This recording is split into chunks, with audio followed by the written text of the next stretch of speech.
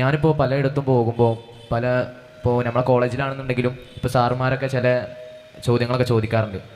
അതിലൊന്നെന്ന് പറയുന്നത് ഒരു ദൈവമുണ്ട് എന്നത് എങ്ങനെയാണ് നമ്മളെ കൊണ്ട് തെളിവ് ഉൾപ്പെടെ അതിനെ അർത്ഥമാക്കി പറയാന്നുള്ളതാണ് ചോദ്യം എന്ന് പറയുന്നത്.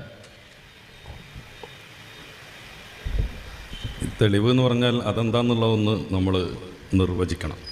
ഒരു സയൻറ്റിഫിക്കായ എവിഡൻസ് ആണെന്ന് പറഞ്ഞാൽ അത് പ്രകൃതിപരമായ കാര്യങ്ങൾ പ്രകൃതിയായിട്ട് ബന്ധപ്പെട്ട് മാത്രമാണ് ശാസ്ത്രത്തിൻ്റെ ഗവേഷണം അന്വേഷണം, അല്ലേ? അത് സാറന്മാർ പണ്ട് പഠിപ്പിച്ചു തന്നിട്ടില്ലേ? ഈ ശാസ്ത്രത്തിൻ്റെ ചർച്ച മൊത്തം പ്രകൃതിയോടാണ്. എന്നിട്ട് തന്നെ ഇതുവരെ ശാസ്ത്രം പുരോഗതി പ്രാപിച്ച് പ്രകൃതിയുടെ 5% വിജ്ഞാനം മാത്രമേ നമ്മൾ നേടിയിട്ടുള്ളൂ എന്നാണ്. ബാക്കി 95 ബാക്കി കിടക്കുകയാണ്. അപ്പോൾ നമ്മൾ ഈ പ്രകൃതിപരമായൊരു മാനദണ്ഡം വെച്ച് പ്രകൃതിയുടെ ഭാഗമേ അല്ലാത്ത, പ്രകൃതിയൊക്കെ ഉണ്ടാകുന്നതിൻ്റെ മുന്നേ എന്നൊക്കെ പറഞ്ഞാൽ ഒരു എൻ്റെ അല്ല ഞാൻ ഉദ്ദേശിച്ചത്, അതിൻ്റെയൊക്കെ മുമ്പേ ഉള്ള അള്ളാഹുവിന് പ്രകൃതിയുടെ ഒരു നിയമം വെച്ചിട്ട് നമ്മളൊരു ഒരു എവിഡൻസ് പറയാമെന്ന് പറഞ്ഞാൽ അത് ആ ചോദ്യം തന്നെ ഒരു പ്രശ്നമാണ്. ഇപ്പം നമ്മൾ റേഷൻ കടയിൽ പോയിട്ട് 4 മീറ്റർ മണ്ണെണ്ണ വേണമെന്ന് അറിയണ മാതിരിയാണ്, അല്ലെങ്കിൽ വൃത്തത്തിലുള്ള ഒരു ത്രികോണം ഉണ്ടാക്കണം എന്നൊക്കെ പറയണ മാതിരിയാണ്, അല്ലെങ്കിൽ 4 കൂട്ടിയ 7 എന്ന് അറിയണ മാതിരിയാണ്.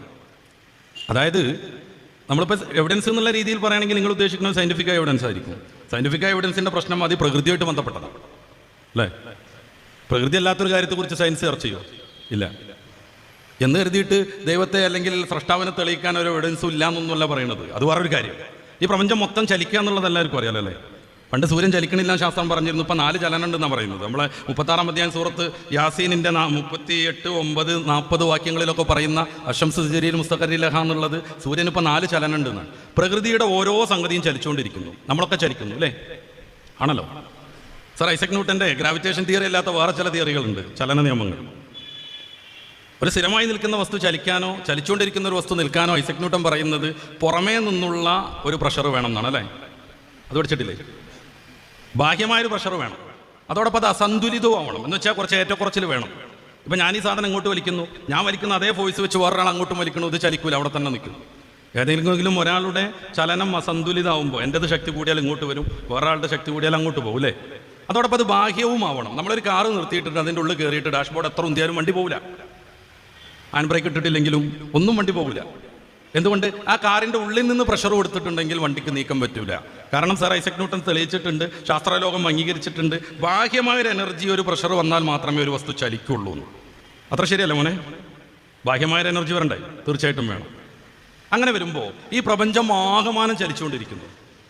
ഒരു വസ്തു ചലിക്കണമെന്നുണ്ടെങ്കിൽ ബാഹ്യമായൊരു എനർജി വേണം, ഒരു പ്രഷർ വേണം. പ്രപഞ്ചാതീതനായ ഒരാൾ ഈ പ്രഷർ കൊടുക്കാതെ എങ്ങനെ പ്രപഞ്ചം ചലിക്കുക എന്നുള്ളത്? പ്രപഞ്ചത്തിൻ്റെ ഒരു ഭാഗം മറ്റേ ഭാഗത്തിന് ചലിപ്പിക്കാൻ പറ്റൂല. കാരണം ആന്തരികമായ പ്രഷർ കൊണ്ട് ഒരു വസ്തു ചലിക്കൂല. കാറിൻ്റെ ഉള്ളിൽ കയറിയിട്ട് എത്ര ഉന്തിയാലും വണ്ടി ചലിക്കൂല. പെരുന്നമണ്ണെന്ന് ബസ് കയറി എനിക്ക് പെട്ടെന്ന് പുഴക്കാട്ടിലേക്ക് എത്തണം, അതിൻ്റെ മുമ്പിലെ സീറ്റ് ഞാൻ എത്ര പിടിച്ചുന്തിയിട്ടും വണ്ടിക്ക് പ്രത്യേകിച്ച് ഒരു ഗുണം ഉണ്ടാവില്ല. കാരണം ഉള്ളിലുള്ള അല്ലെങ്കിൽ ആന്തരികമായ പ്രഷർ കൊണ്ട് ഒരു വസ്തു ചലിക്കൂല. അങ്ങനെ വരുമ്പോൾ ഈ മഹാപ്രപഞ്ചം, നേരത്തെ ഉസ്താദ് പറഞ്ഞു പ്രപഞ്ചത്തിൻ്റെ വ്യാപ്തിയെക്കുറിച്ച് കുറച്ചൊക്കെ, നമ്മുടെ സൗരയൂഥത്തിലെ ഒരു ബിന്ദു മാത്രമാണ് നമ്മുടെ ഭൂമി. ഏറ്റവും ചെറിയ ഗാലക്സിയിൽ 1000 കോടി നക്ഷത്രങ്ങൾ ഉണ്ടാവുന്നതാണ്. അതിനാണ് കുള്ളൻ ഗാലക്സി എന്ന് പറയാം. വലിയ ഗാലക്സിയിൽ 1,00,000 കോടി നക്ഷത്രങ്ങൾ ഉണ്ടാവും. ഇങ്ങനത്തെ 20,000 കോടി ഗാലക്സികൾ ഉണ്ടെന്നാണ് പറയുന്നത് മഹാപ്രപഞ്ചത്തിൽ. അതിൻ്റെ അപ്പുറത്ത് ആകാശം, മറ്റ് സംഗതികളൊക്കെ. ഈ സംഗതി ഒന്നിച്ച് ചലിക്കുന്നു. ഒരിക്കലും ഒരു ഇന്റേണൽ ഫോഴ്സ് കൊണ്ട് ഇത് ചലിക്കൂല. പിന്നെ ബാഹ്യമായൊരു ഫോഴ്സ് വേണം. ഈ ഫോഴ്സ് ആരാ കൊടുക്കണമെന്ന് കിട്ടിയാൽ മതി. സാറിനോട് ചോദിച്ചു നോക്കുക, ഈ സാറ എങ്ങനെയാണ് ഈ ഫോഴ്സ്, ഈ എവിടെ നിന്നാണ് ഈ ഫോഴ്സ് വരുന്നത്? അല്ലെങ്കിൽ സാറ് പറയണം സ്വയം അത് ചലിക്കുകയാണ്.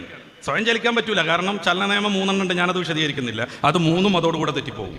സാർ ഐസക് ന്യൂട്ടൻ ഉണ്ടെങ്കിൽ സാറിനെ പിടിച്ച് കോളേജിൽ നിന്ന് പുറത്താക്കും. എങ്ങനെയാണ് ഇത് ചലിക്കുന്നത്? ഇതിനാണ് അൺമൂവ്ഡ് മൂവർ എന്ന് പറയുന്ന ഒരു ആർഗ്യുമെന്റ്. വേറെയും കുറേ ആർഗ്യുമെന്റ് ഉണ്ട്. ഞാൻ ആദ്യം പറഞ്ഞത് ഏതെങ്കിലും ഒരു ലാബിൽ ഇത്തിരി മണ്ണ് കൊണ്ടുപോയിട്ട് പരിശോധിച്ച് അള്ളാനെ കിട്ടുന്നില്ല എന്നാണ്. കാരണം ശാസ്ത്രത്തിൻ്റെ പരിധിയിൽപ്പെടുന്നതല്ല. അങ്ങനെ വേറെ പലതും കിട്ടൂല. ഇപ്പോൾ പുഴക്കാട്ടിൽ നിന്ന് ഇത്തിരി മണ്ണ് കൊണ്ടുവന്ന് ഇവിടുത്തെ ഒരു നല്ല ലാബ് കൊണ്ടുപോയി പരിശോധിച്ചാൽ ഇത് പുഴക്കാട്ടിലെ മണ്ണാന്ന് കിട്ടുമോ? കിട്ടൂല.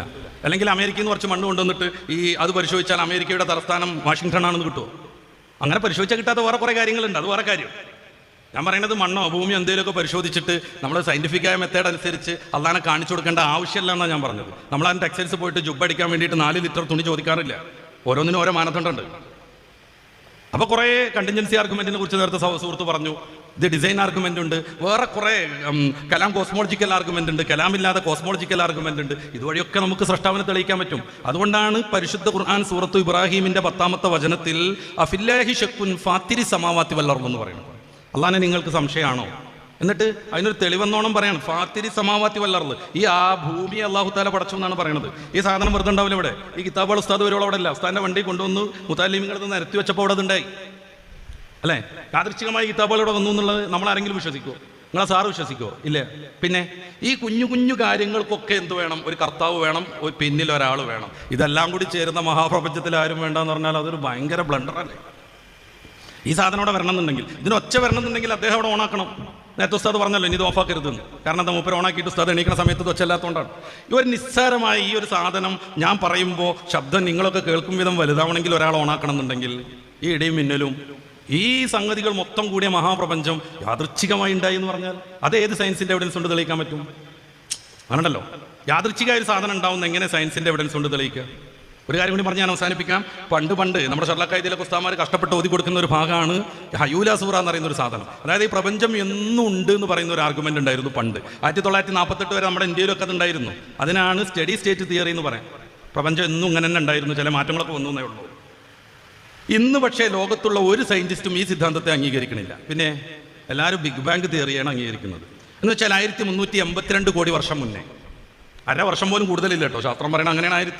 1382 കോടി വർഷം മുന്നേ ഈ ലോകം ഒരു നെബുലായിരുന്നു എന്നാണ്. അതിൽ പ്രഷർ വന്നു, അതിൽ തിക്നെസ് വന്നു, അത് പൊട്ടിത്തെറിച്ച് പ്രപഞ്ചം ഉണ്ടായിരുന്നാണ് അല്ലേ? എങ്ങനെയാണ് നെബുല രൂപപ്പെട്ട്? അല്ലെങ്കിൽ നെബുലയിൽ എങ്ങനെയാണ് ആ തിക്നെസ് വന്നത്? എന്തുകൊണ്ട് അന്ന് വന്നു, മുന്നേ വന്നുകൂടായിരുന്നോ? അല്ലെങ്കിൽ 10 കോടി വർഷം പിന്നിട്ട് വന്നുകൂടായിരുന്നോ? അന്ന് സൂര്യല്ല, ചൂട് കൊണ്ടിട്ട് നമ്മുടെ ഉന്നക്കായ പൊട്ടിത്തെറിക്കും പോലെ പൊട്ടിത്തെറിക്കാൻ ചൂടേൽക്കാൻ സൂര്യല്ല. അന്ന് ഒരു ഗ്രഹങ്ങളും ഇല്ല. എന്തിനധികം ദ യൂണിവേഴ്സ് ഇൻ നട്ട്ഷെൽ എന്നറിയുന്ന പുസ്തകത്തിൽ പ്രപഞ്ചത്തെക്കുറിച്ച് ആധുനിക കാലത്ത് ഏറ്റവും കൂടുതൽ പഠിച്ച സ്റ്റീഫൻ ഡബ്ല്യു ഹോക്കിൻസ് പറയുന്നുണ്ട്, ഈ ബിഗ് ബാങ്ങിൻ്റെ മുമ്പ് ടൈമില്ല, സ്പേസ് ഇല്ല, സമയമില്ല, സ്ഥലമൊന്നുമില്ല.